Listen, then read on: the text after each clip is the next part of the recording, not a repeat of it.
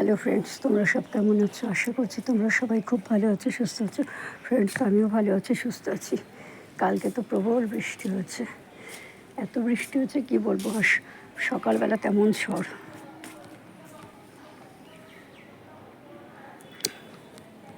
আর এই দেখো, বৃষ্টিতে গাছগুলো কেমন আবার তরতাজা হয়ে গেছে। গাছগুলো ঝিমিয়ে পড়েছিল রোদে, কিন্তু যেহেতু কালকে বৃষ্টি হয়েছে সেহেতু তরতাজা হয়ে গেছে।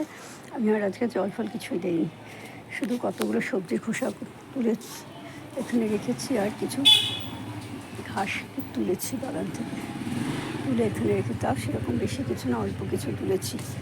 আর গিটিতে ভরে গেছে, ভয়ও লাগে। অল্প অল্প করে তুলেছি। আম গাছের গোড়াটা পরিষ্কার করে দিয়েছি।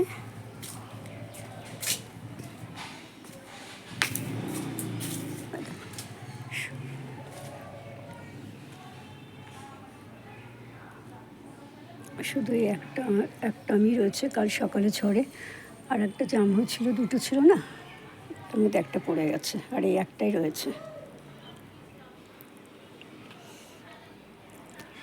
আর কালকে এই গাছ থেকে একটা পাকা যে পেঁপে ছিল, ওই পেঁপেটাকে পেরে একজন ভদ্রমহিলা ওনাকে দিয়ে এসেছে। উনি আমাকে খুব ভালোবাসেন, ওনার ভাই ভিডিও। এবার ওনার ছেলে কি অসুখ হয়েই হোক বা অ্যাক্সিডেন্টেই হোক, উনি মারা গেছেন ছেলেটা। তো মারা যাওয়ার পর থেকে মা আর কারোর সাথে কথা বলে না, কিন্তু যাই হোক এখান দিয়ে যখন যাওয়া আসা করে আমার সাথে কথা বলে। আমি বলি ভালো আছো? বলছে ইশারায় বলেন, মাথা নেড়ে বলে হ্যাঁ ভালো আছি। 2-3 দিন আগে জিজ্ঞাসা করছেন কেউ পেঁপে খাবে। প্রথম দিন কিছু বলেনি, চুপ করেছিল। শনিবার দিন বলল, মাথা নেড়ে বললো হ্যাঁ। আমি ঠিক আছে, তুমি এসো, আমি তোমাকে দেবো। এবার গাছটা এত লম্বা হচ্ছে, আর এই নিচের গাছটা থেকে পেঁপে পাড়তে গেলে না, নিচের গাছে পাতাগুলো সব ভেঙে যাচ্ছে। তা আমি ভেবেছিলাম উনি খুব লম্বা, তো 5'6", 5'7" হাইট, তো ওনাকে বলবো, তো দেখলাম আসলো না। এবার বারবার যত লোক যাচ্ছে সবাই বলছে কাকে ঠোকরাবে, কাকে ঠোকরাবে, কাকে ঠোকরাবে। তারপর কী করলাম, পেঁপেটা পেরে কালকে গিয়ে ওনাকে দিয়ে এসেছি ওনার বাড়িতে। খুব খুশি হয়েছেন। আর এই দেখো, অল্প অল্প করে তুললাম, আর সর্ষেগুলো এখানে ফেলে দিলাম, তাহলে আবার এখান থেকে গাছ হবে। আর এইখানে দেখো, এই লঙ্কা গাছটা রাস্তাতে কুড়িয়ে নিয়ে এসেছিলাম। দেখো লঙ্কা গাছে লঙ্কা ধরছে, ছোটো ছোটো ছোটো ছোটো লঙ্কা হয়েছে। তাই বলছি, আমার গাছে 2টো আম হচ্ছে, তাই একটা আম পড়ে গেছে বলে আমার এত মন খারাপ।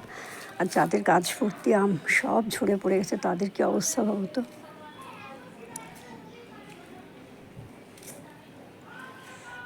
অল্প অল্প করে ঘাস তুলে দিলাম, তুলে কিছু পেঁপে গাছের গোড়ায় দিয়েছি।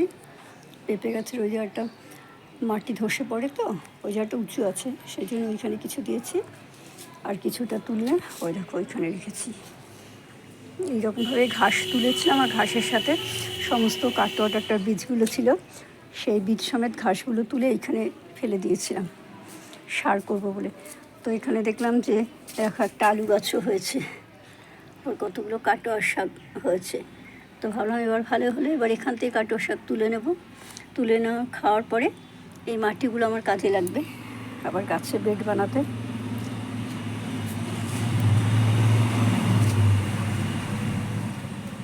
এবার এই ডালগুলো কাটবো, কেটে 2-4 জনকে দেবো, কিছু আমার বাপের বাড়িতে নিয়ে যাবো। ঠিক আছে ফ্রেন্ডস, আমার এই ভিডিওটা তোমাদের কেমন লাগলো অবশ্যই কমেন্ট করে জানিও। যদি ভালো লাগে তাহলে অবশ্যই লাইক করো, শেয়ার করো, সাবস্ক্রাইব করো, আর পাশে থাকা আইকন বেলটা বাজিয়ে দিও। আর দেখো এখানে পুত্তলিকাগুলো ফুটেছে, কত সুন্দর না, কমলা রঙের। সব গাছের গোড়ায় গোড়ায় দেখো কাটোয়ার শাক, সব গাছের গোড়ায় দেখো একটা ছোট্ট বেলফুল গাছ, তার গোড়াতেও, এখানেও, এখানে এখানে তো ভরে গেছে, এখানেও দেখো ভরে গেছে। এখানে এগুলো বাদাম গাছ। এবার এই কাটোয়া ডাটাগুলো তুলবো, তুলে রান্না করব, তাহলে আমার বেডটা খালি হয়ে যাবে। এখানে কাঁকরোল গাছ লাগাবো। Bye, tata.